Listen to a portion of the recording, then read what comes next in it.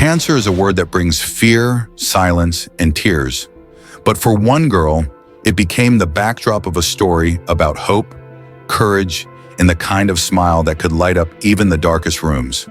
In March 2011, 11-year-old Jessica, known to her friends as Jessie, was living a carefree life in Southern California.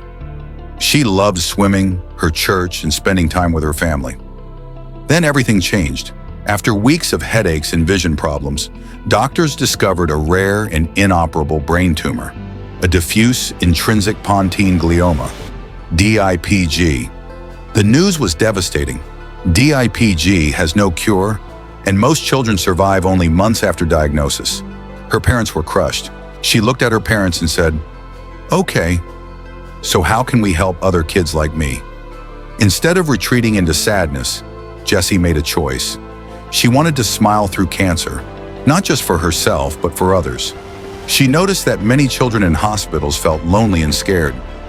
Jessie came up with an idea, filling jars with toys, stickers, and messages of love to bring joy to kids fighting cancer. She called them JoyJars. Her family helped her assemble the first few jars at their kitchen table. Jessie would hand them out personally, smiling, laughing, and encouraging other children, even as she underwent radiation and treatments herself. Word of Jessie's jars spread quickly. Friends, neighbors, and even strangers wanted to help. Together, they created the NEGU Foundation, which began delivering joy jars to children's hospitals across the country. Jessie set a bold goal: to give a joy jar to every child fighting cancer. Even while her body grew weaker, her spirit grew stronger.